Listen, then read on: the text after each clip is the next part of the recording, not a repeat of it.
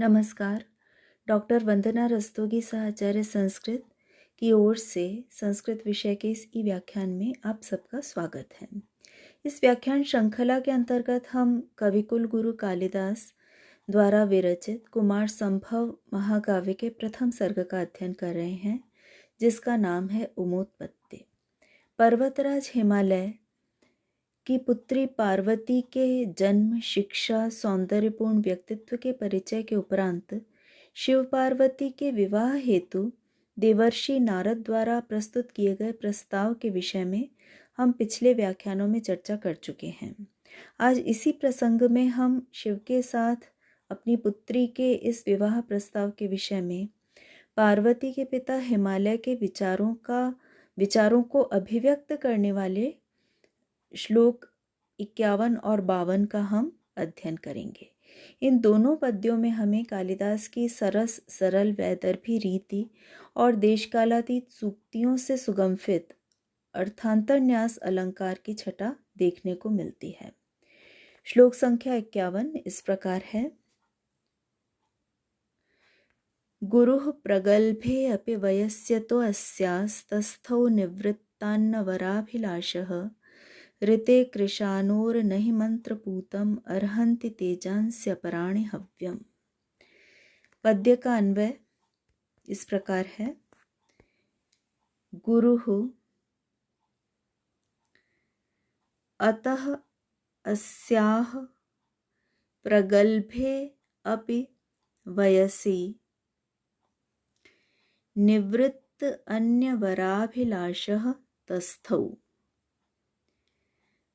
मंत्रपूतं हव्यम कृशानोः ऋते अपराणि तेजांसि न अर्हन्ति। अन्वयानुसार पद्य का अर्थ इस प्रकार होगा। गुरुः पिता हिमालय, अतः इसी कारण से, नारद के कथन या भविष्यवाणी के कारण, अस्याह इस पार्वती के, प्रगल्भे वयसि प्रगल्भ आयु में, परिपक्व आयु में, युवावस्था में होने पर भी, निवृत्त अन्य वराभिलाषः अन्य वर की अभिलाषा को त्याग करके, अन्य वर की अभिलाषा से निवृत्त होकर के, उसका परित्याग करके, तस्थौ स्थिर रहे, उन्होंने कोई प्रयास नहीं किया। मंत्र पूतम, मंत्रों के द्वारा, पूतम पवित्र, हव्यम हवन सामग्री को, आहुति को, समिधा को, कृशानोह ऋते यज्ञ की पवित्र अग्नि के बिना, अपराणि तेजांसी अन्य अग्नियां, अन्य तेज, न अर्हन्ति उसके योग्य नहीं होते, उसको ग्रहण करने में समर्थ नहीं होते, सक्षम नहीं होते। इस पद्य के अनुसार नारद के कथन पर, उनके वचन पर विश्वास करते हुए पिता हिमालय ने पार्वती के युवावस्था में आरूढ़ होने पर भी अन्य वर की अभिलाषा नहीं की। कारण ये बताया जा रहा है, जिस प्रकार से अग्नि के बिना, पवित्र अग्नि के बिना अन्य कोई भी तेज मंत्रों से परिष्कृत हवन सामग्री को ग्रहण करने के योग्य नहीं होता है।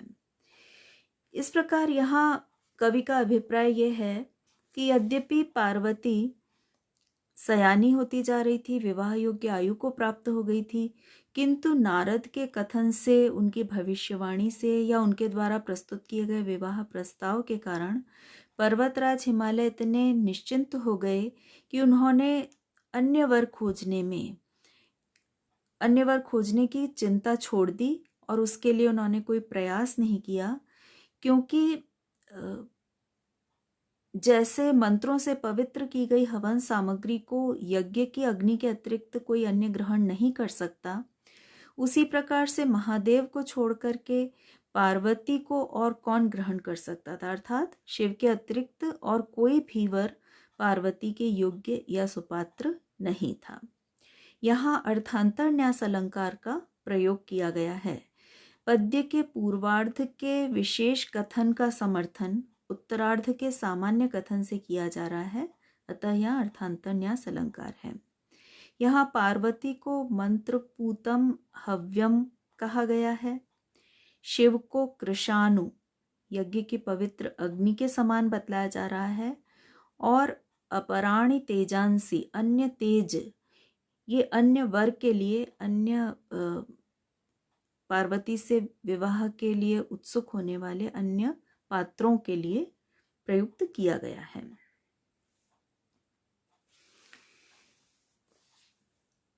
इस पद्य में हम देख सकते हैं कि ऋते के योग में पंचमी का प्रयोग किया गया है।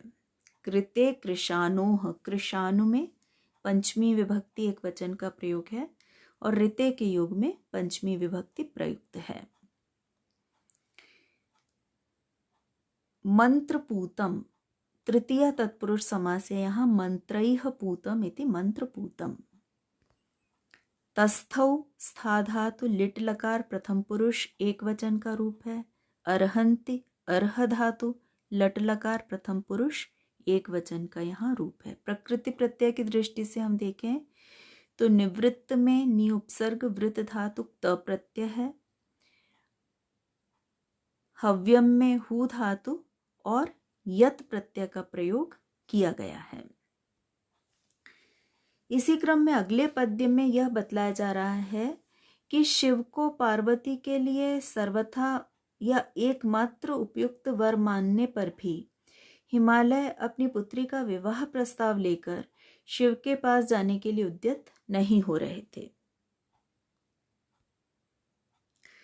अयाचितारम नहि देवदेवम अद्रिः सुताम ग्राहयतुम शशाक अभ्यर्थना भंग भयेन साधुः माध्यस्थमिष्टे अप्यवलंबते अर्थे। अद्रिः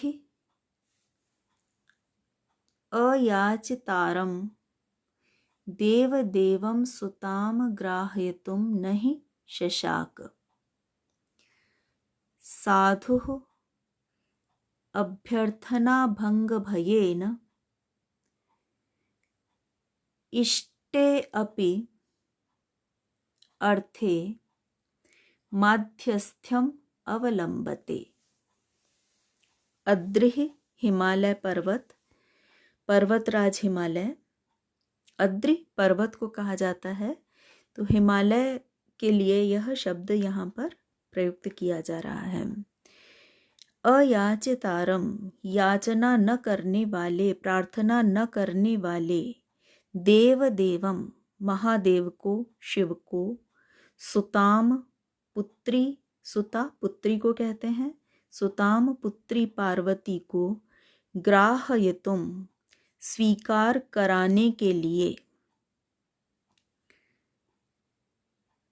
णिच प्रत्यय का यहाँ प्रयोग है जो प्रेरणार्थक होता है, इसलिए स्वीकार कराने के लिए, न शशाक समर्थ नहीं हो सके।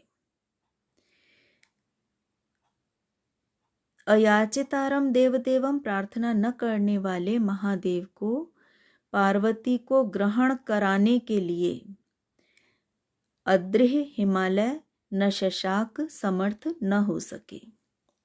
साधुः सज्जन व्यक्ति, अभ्यर्थना भंग भयेन, अभ्यर्थना प्रार्थना के, भंग विफलता के, भयेन भय से, इष्टे अपि अर्थे, इष्ट इच्छित, अभीष्ट अभिलषित भी, अर्थे प्रयोजन में, माध्यस्थ्यम मध्यस्थता को, तटस्थता को, उदासीनता को, अवलंबते ग्रहण करता है। हिमालय अपनी कन्या का विवाह प्रस्ताव शिव के सामने, जो कि पार्वती के लिए प्रार्थना नहीं कर रहे, उससे विवाह की इच्छा व्यक्त नहीं कर रहे, ऐसे प्रार्थना न करने वाले शिव के सामने हिमालय अपनी कन्या का विवाह प्रस्ताव नहीं रख सके। प्रार्थना को ठुकराने के भय से सज्जन अपने मनोरथ को प्रकट नहीं कर पाते हैं, उनके विषय में उदासीनता रखते हैं। हिमालय स्वयं ही शिव को बुलाकर अपनी पुत्री उन्हें सौंप देते, किंतु उन्होंने ये विचार किया कि जब तक स्वयं महादेव ही कन्या को पार्वती को विवाह हेतु मांगने नहीं आते, अपनी ओर से पार्वती के साथ विवाह की अभिलाषा प्रकट नहीं करते, तब तक पिता स्वयं अपनी कन्या देने के लिए उनके पास जाएं, ये उचित नहीं होगा। इसीलिए जहाँ सज्जन व्यक्ति को निरादर का भय होता है कि वे कोई अभ्यर्थना करें और उसे सामने वाला ठुकरा दे, वो अभ्यर्थना व प्रार्थना विफल हो जाए, ऐसा भय जहाँ होता है, तो वहाँ इच्छित मनोरथ होने पर भी सज्जन व्यक्ति तटस्थता धारण किए रहते हैं, तटस्थ या उदासीन ही बने रहते हैं, उदासीनता का भाव ही प्रकट करते हैं। अपनी उचित भी प्रार्थना को, अपनी इच्छित भी प्रार्थना को किसी के सामने रखने में उन्हें संकोच होता है कि कहीं उनकी उस प्रार्थना को ठुकरा न दिया जाए। हिमालय को भी यह लगा कि शिव तो अपनी ओर से कोई इच्छा व्यक्त कर नहीं रहे पार्वती को अपनाने की, उसके साथ विवाह करने की, और यदि हिमालय उनके पास विवाह प्रस्ताव लेकर जाएं और शिव उसे अस्वीकार कर दें तो ये वो सहन नहीं कर सकेंगे। यहाँ भी अर्थांतर न्यास अलंकार का प्रयोग है, क्योंकि सामान्य से विशेष का समर्थन किया जा रहा है। इस पद्य में जो उत्तरार्ध है वह सूक्ति कथन है, जो देश कालातीत है, न केवल शिव और पार्वती के विवाह के प्रसंग में, अपितु अन्यत्र भी आज भी यह कथन सत्य ही है कि सज्जन व्यक्ति अपनी प्रार्थना की विफलता के भय से अपनी बात को कहने में संकोच कर जाते हैं और उदासीन बने रहते हैं। वे आगे बढ़ कर के अपनी अभीष्ट पूर्ति के लिए किसी से याचना नहीं कर पाते। अर्थांतर न्यास अलंकार के साथ ही यहाँ अनुप्रास अलंकार का भी समायोजन सुंदर तरीके से किया गया है। अभ्यर्थना भंग भयेन, भौर य वर्णों की आवृत्ति दृष्टव्य है। ग्राह्यतुम में ग्रह धातु णिच प्रत्यय, प्रेरणार्थक णिच प्रत्यय और तुमुन प्रत्यय का प्रयोग किया गया है। अवलंबते, अव उपसर्ग, लंब धातु लट लकार प्रथम पुरुष एक वचन का यह क्रिया रूप है।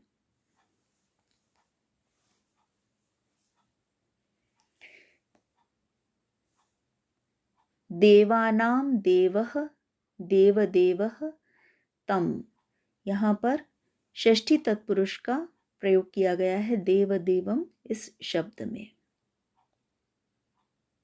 इसी तरह से अयाचितारम नय तत्पुरुष का उदाहरण है, न याचिता इति अयाचिता तम, अयाचितारम। आज के व्याख्यान में इतना ही विद्यार्थियों, धन्यवाद।